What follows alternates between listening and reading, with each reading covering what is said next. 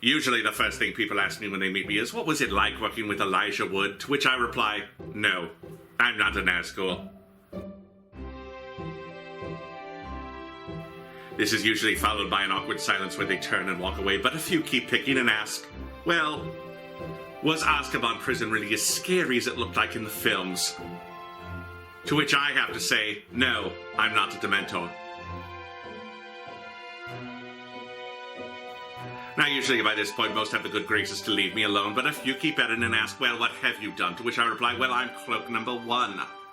I was in an online movie called Suburban Knights, written and directed by Doug Walker. To which they usually say, oh yeah, I hated demo reel. Can you get me his autograph? At this point, I excuse myself, go into a public restroom, lock the door, and sneak out through a nearby window.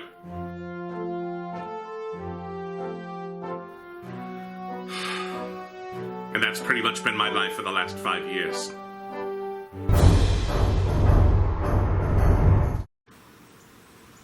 Yes, some might say that my life has gone downhill since the events of Suburban Knights. I mean, I won't lie, it was a crucial moment in my life. I lost all my friends, I lost my job, got in that Malachite's glove hand gem thing. And it's a still surviving obstacle. I had to sell my rights to the Suburban Knights story to stay financially solvent. I supplement the $39 Doug paid me with a job cleaning up at a local studio. I'm not sure what exactly they filmed there, but they're usually dressed in cheap costumes, reenacting films, so I assume they're softcore pornography remakes of popular movies.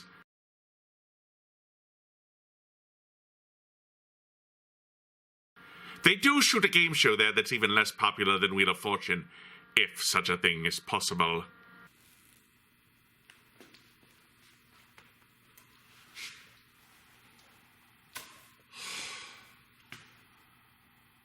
Look, after 5 years, I want to set the record straight. My non-disclosure contract with Walker is up, and I can finally tell you what really happened.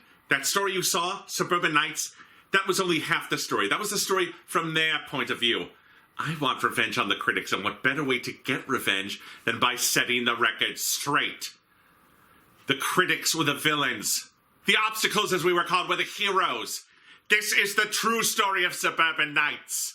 This is Critics and Creatures.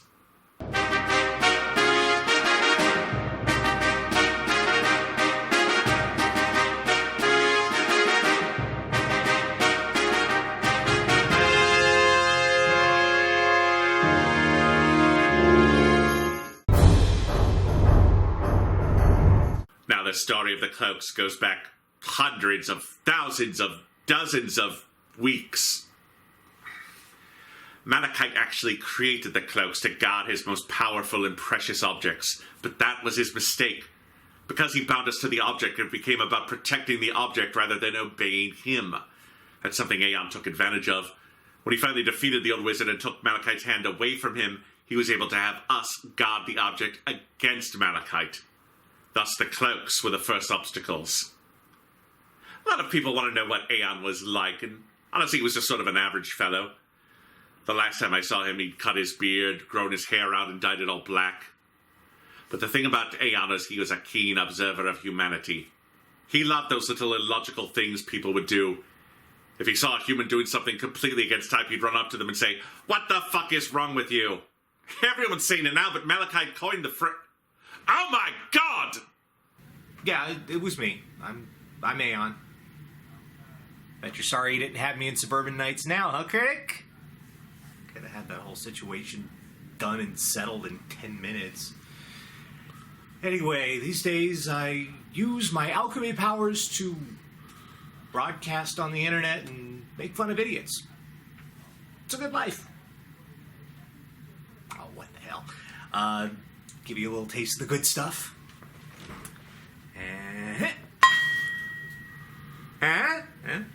Nice, huh?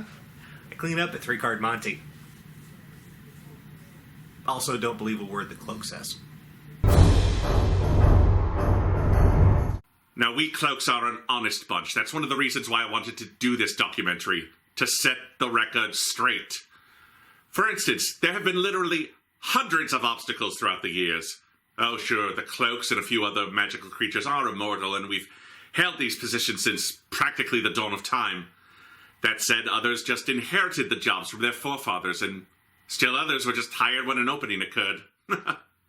You know, a lot of people were wondering just what the heck a Kiwi like me was doing in the forests of Illinois guarding a magical treasure. A disturbing amount, really. I needed some venture capital to start out my web shows again. Now, I could have gone to work for Peter Jackson like so many of us have. It is the #1 industry here in New Zealand. Depressing, really. But I decided to look elsewhere. I found a temporary job online. They provided transport, room, and board. But I decided I wanted a less evil job than being Kanye's nanny, so I took the obstacle posting on Craigslist. I got that awesome leather mask and finally had the excuse to use my cool voice. Of course, then I led my friends right to Malachite's hand, which led Malachite to it, which eventually in turn led to the final battle. Later I argued that I was defeated in battle and therefore had every right to lead my friends there, but the placement agency that hired me said I was a crap bad guy and never paid me. Overall, it was still a more comfortable experience than Pokemon 4. Of course, the nice thing about the obstacles is that we had a real sense of brotherhood. Except for that Suede guy. He can go take a flying leap for all I care. But the rest of those men and women, beautiful. And fun, too. We always had a wonderful time at the company picnic. Is the barbecue chicken ready yet? No, Cloak number 3 is still firing up the hibachi. Say, you're that new obstacle, aren't you? What's your name, kid? Cat. What a terrible name. It's not direct or to the point. You don't look anything like a cat. You haven't seen me with the clothes off. Get a puppet. Freak. Oh, how we'd laugh about that years later. Anyway, after Aeon deposed Malachite, there was long centuries of protecting the hand where there wasn't much to do. It was at this point that Chuck Jaffers took possession of the gem, and we now served him. Because that's how it worked. Whoever possesses the gem, we serve them. Is that it? Look, even I'm confused by the rules at this point.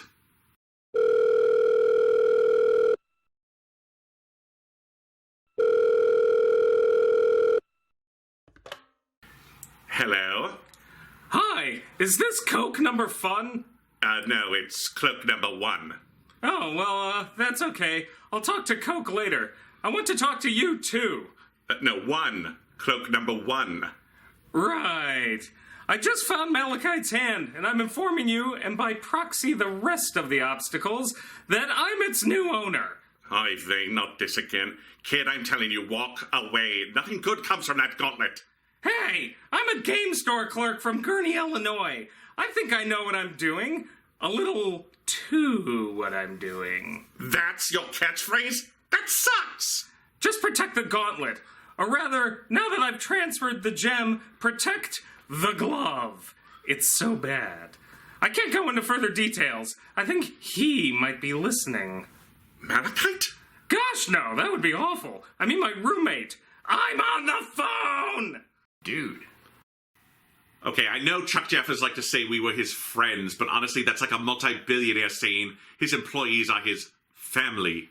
And that's right before he loots the pension fund and takes off with a golden parachute. Honestly, the only one of the obstacles that Jaffers was even slightly close to was Cloak number 3, and that's because I heard there was a drunken makeout session one New Year's Eve party. Ugh, disturbing. And Jaffers never taught me any spells. The closest Chuck ever came to teaching me a spell was a snickerdoodle recipe he included in the company newsletter one Christmas. Look, the man spent 30 years in a book. We're lucky he can remember his name, much less his backstory. But I will say this for him. He did rent us that Elantra so we could get around the forest faster, and he did put us on the dental plan. But again, no face, so... But the true story of Suburban Knights is the story of a bunch of people walking around the woods of Westmont, Illinois, making bad jokes. I've taken us back there so we can revisit the locations and events where they took place. Now, as I understand it, the critics split into 2 teams.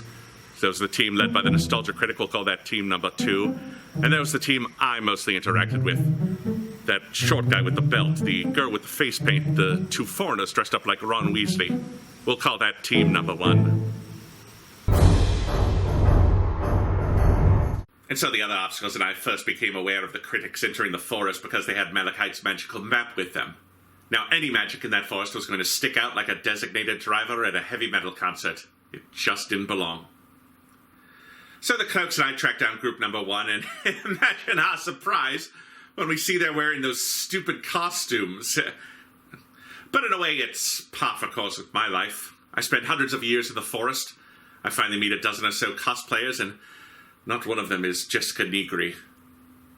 Someday. No. We try and warn them off when the one dressed like Saruman comes up to me and starts going on about LARPing. Then he hurls packets of salt at me. How did he know I was on a low-sodium diet?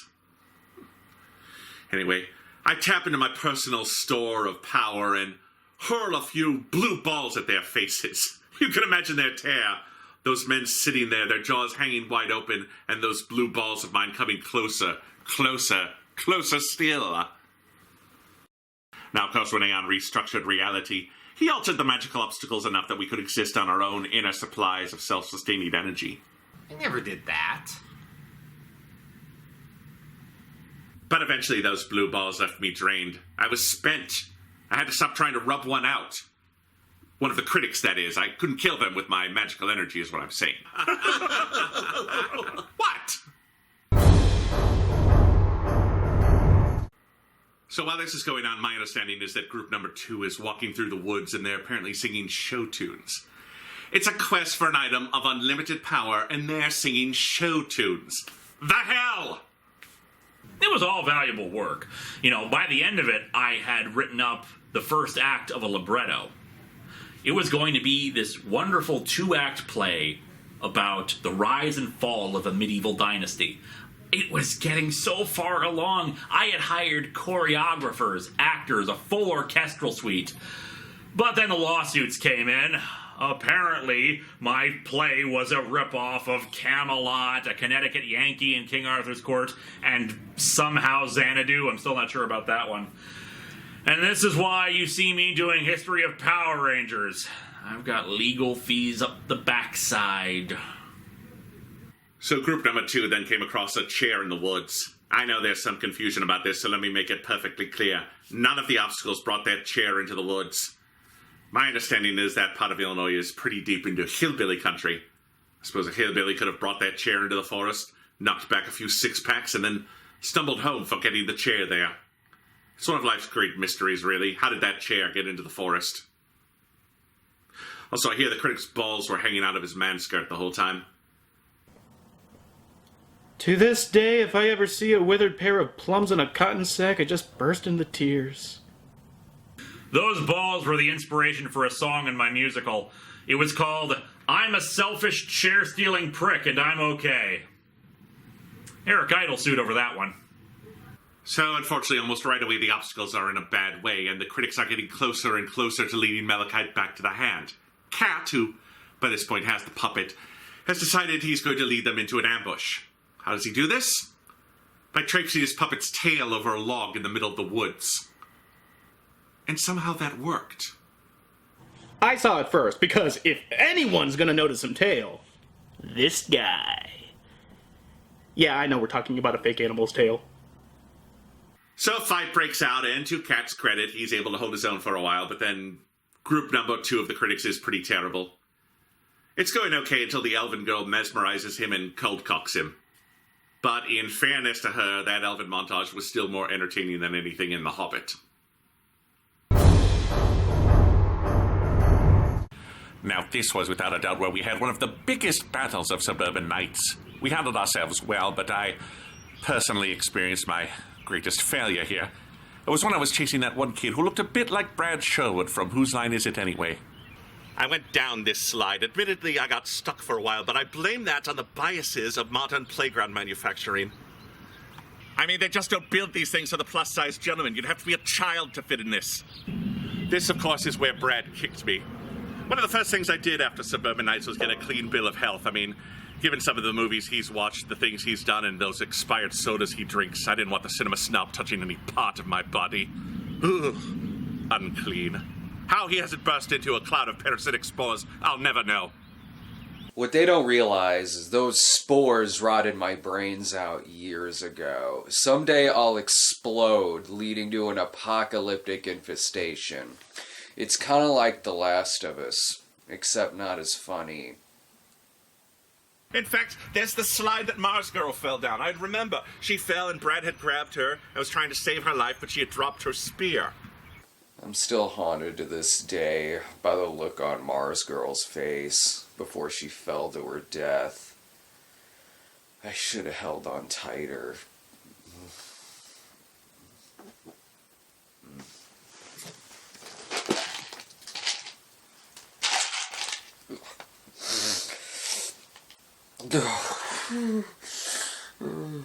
For the last time, I'm not dead! It's all that expired soda he drinks. It's rotted his brain. Well, that and the spores. They don't help. You know, a lot of the loppers had wooden staffs and spears and rods. I mean, to this day, I have no idea how they produced metal clangs when they deflected our swords. One of the mysteries of life. Of course, our swords were plastic. That's probably why the cinema snob couldn't cut through this bridge. Nice Temple of Doom reference, though. You know, at any time we were fighting 2 or 3 of them, but the entire battle was going on off screen. I mean, I have no idea how Cloak's number 2 and 3 and myself did it. I guess we were even better than we thought. Or maybe it was cheap novelty. They had a master of that on their side. The only one of them I really respected. And what a man! I mean, I'm not gay, but even I had some troubling, disturbing thoughts that night. That's where Todd stabbed Film Brain. Follow me. Oh, it's okay. I can get by with only 1 kidney. And hours of horrible dialysis. Anyway, it was about at this time that I became very concerned for the B team. Without my incredible leadership, they would of course perish. So I did my best. What the hell are you doing here? What are you doing here? You know what? Whatever. I'm here to film the 5-year anniversary documentary of Suburban Knights, the thrilling adventure where I save all of mankind from the evils of Malachite. I thought that kid in the oatmeal can saved humanity. Shut up. The documentary is called Nostalgia Critic, Savior of Mankind! A thrilling adventure about me leading the Channel Awesome reviewers to my... To their victory over the magical forces of evil! All right, evil. We were so in the wrong to try and stop you from leading the tyrannical wizard to the artifact of unlimited power that would let him enslave humanity. How can you ever forgive us? Gee, that really was terrible of us. If only one of you mentioned that. Instead, you tried to kill us. Kill you? Kill you? Now that you mention it, a little revenge would be a kick-ass way to end this documentary. I was gonna wrap it up with me giving myself the key to the city of Earth, but... Ooh, I got the short end of the stick on this.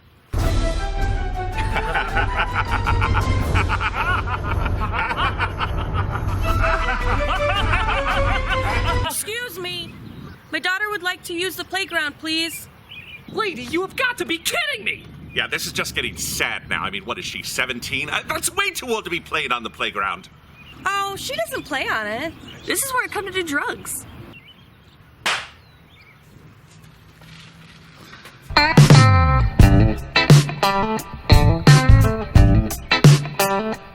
Sorry about that. There's another playground. It's just not as nice. Think nothing of it, dear lady, for this distraction gave me the time I needed to snap the Nostalgia Critic's neck.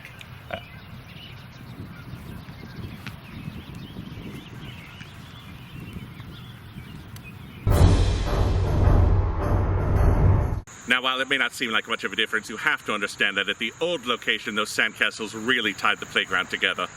The weird thing was that there was a sandlot, but it hadn't rained in days, so I don't know how they made those sandcastles.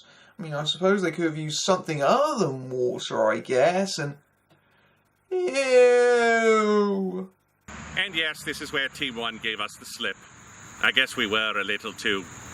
etc., etc. I swear, we must have tripped over ourselves a dozen times, but they were so focused on us getting into position, they totes ignored us. By the way, I'm saying totes instead of totally now. Ah, the witch. To this day, I have no idea who she was. I never met her at any of the previous meetings for the obstacles. Before and after Suburban Knights, nobody ever mentioned her.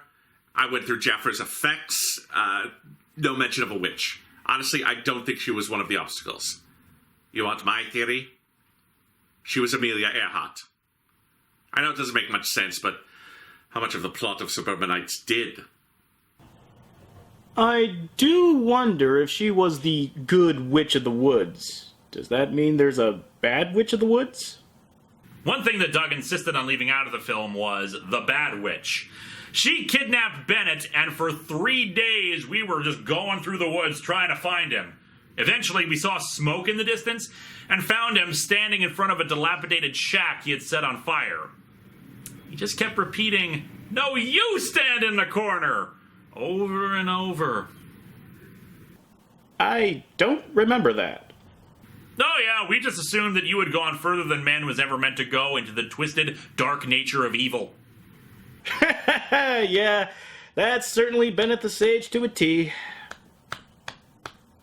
So, I hear Nostalgia Critic's dead again.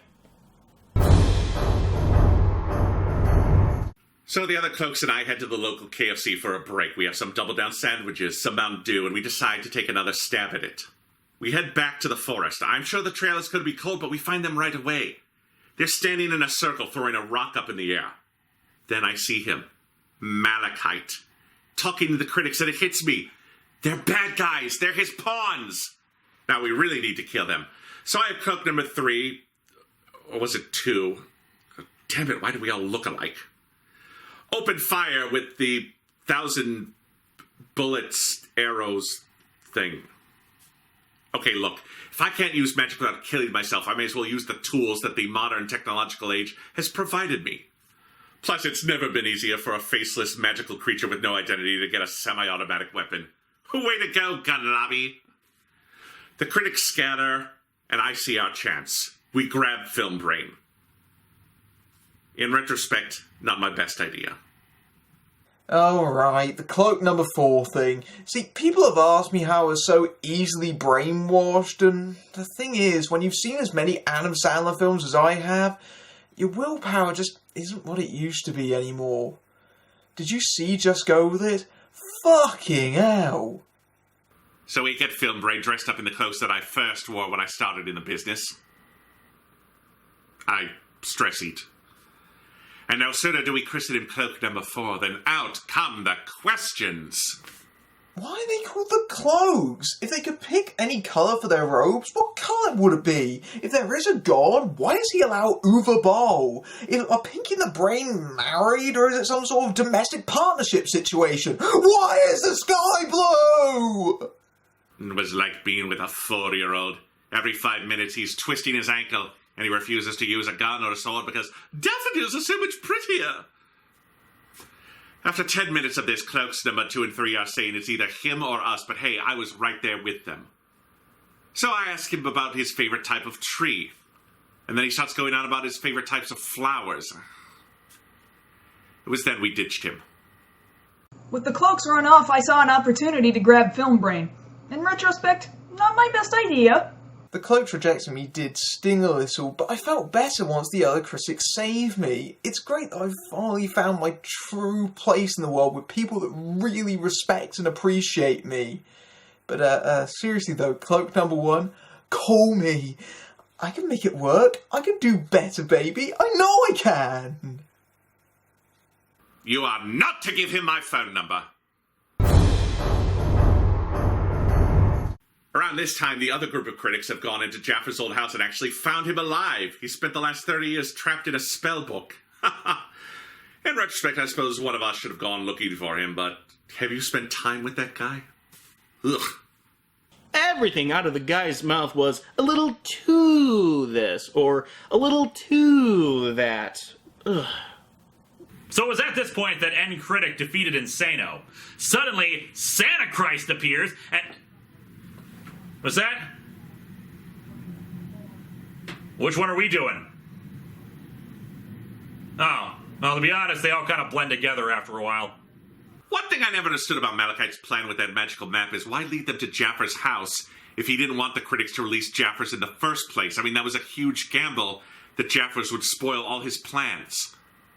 I mean, the more I think about it, the more the plot of Suburban Knights doesn't make any sense. Seems like it was just a bunch of stuff that happened to allow for a bunch of pointless cameos and callbacks to better done fantasy productions. Frodo. Oh, sorry. Do you guys in the crew want some froyo? There's a Baskin Robbins down the street. I'm happy to go. No? Okay, we'll keep going. It was at this point that the team ran into Suede, and he led them right to the hand. Yeah. Real difficult, right? Some might call me a hero. I certainly would. No one else will say it.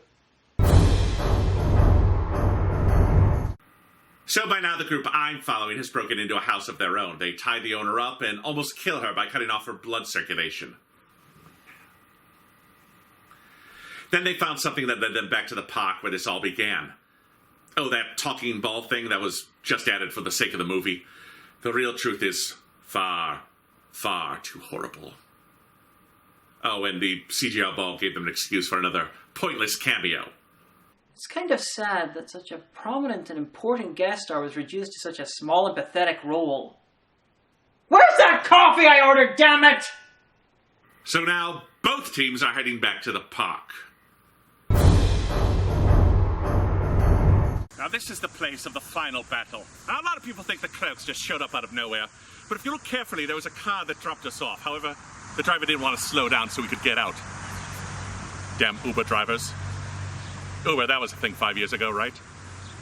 So the whole time, the power glove magic stone thing was hidden here in this rather obvious and out-of-place sewer grating.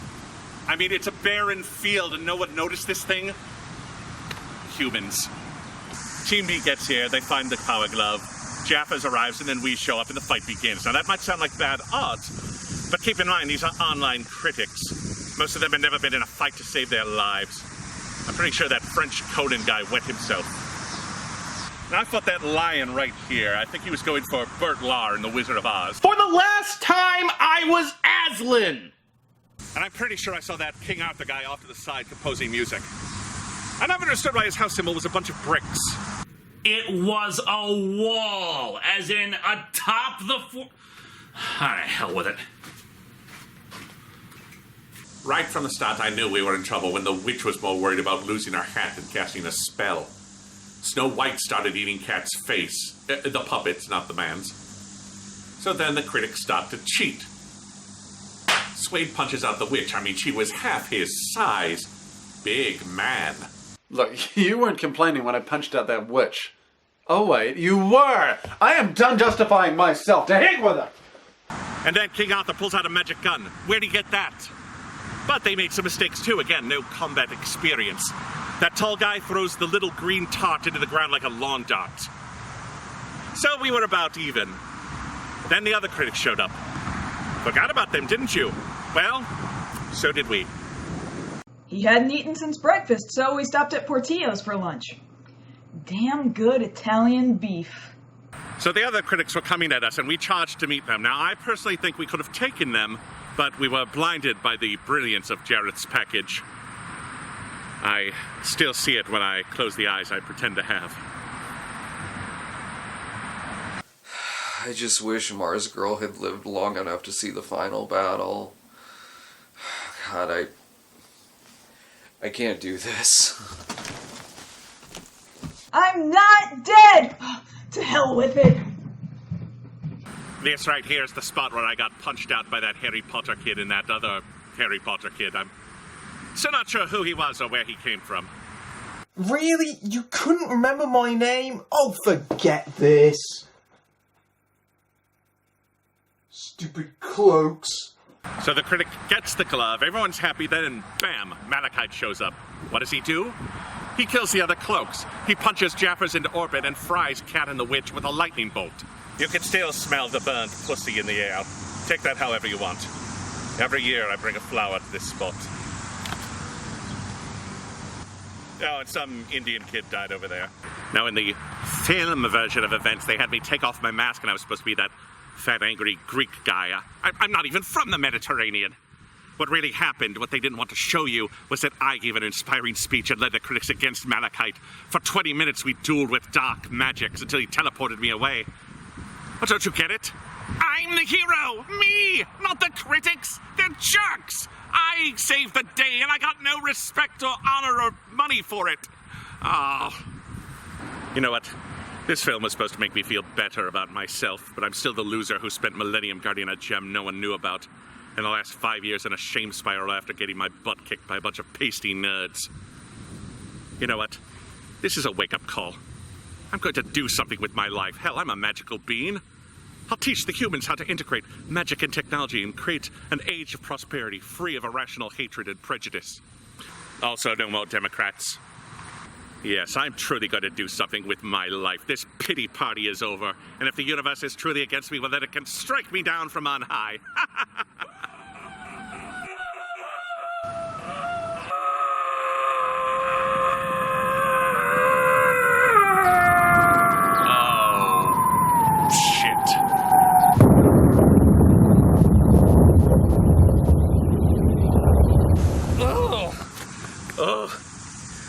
Finally, I'm home. What? I said get off. You're sitting on my head. My God. Jaffas, is it really you? Yes, it's me. A little too it's me. It is you. My God, how did you shave and grow a goatee while you were in space? It's simple. You're not paying me enough to shave for this part.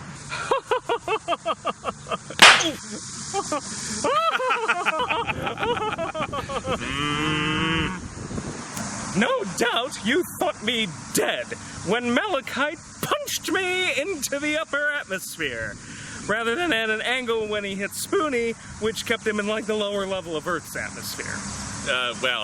Truth be told, he hit me into outer space.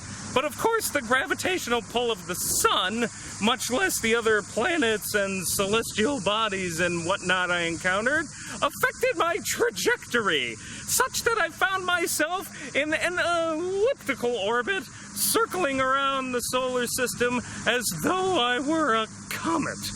Chuck, is this going to take long? I've got, But still, I might not have survived if I didn't recall a trance spell from the magic tome I was trapped in all those years. I placed myself in suspended animation, but may never have returned to Earth, except for the events of To Boldly Flee. Wait, how did you know about, For when the critic destroyed Turl's ship, a piece of debris, defying all odds and logic, collided with me in space and sent me hurtling back towards the Earth. The sudden re-entry awoke me from my slumber, and it was pure luck that I collided with you. Since the cloaks are, more or less sheets of animated fabric, you are, as it were, a walking airbag. Well, that will be great comfort to my shattered vertebrae. Well, you've probably got family you want to look up. I'll just be on my... Not so fast! Our magical bond remains intact, so I can still count on your service. But... And now that I think about it, those critics screwed everything up, costing me 5 years of my life. But... From this point on, we're going to rebuild my magical army. We're going to take back the magical items which they've stolen from me. I will have my revenge on the critics. A little too have my revenge on the critics.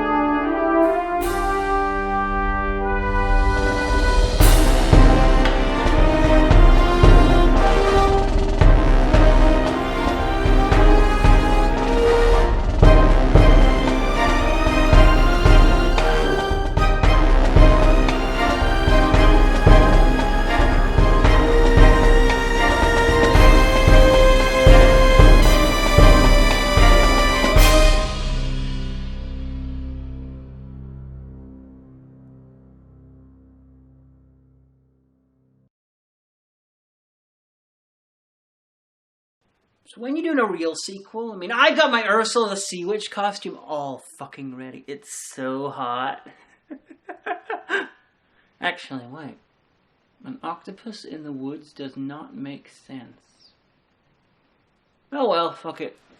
Those poor unfortunate souls!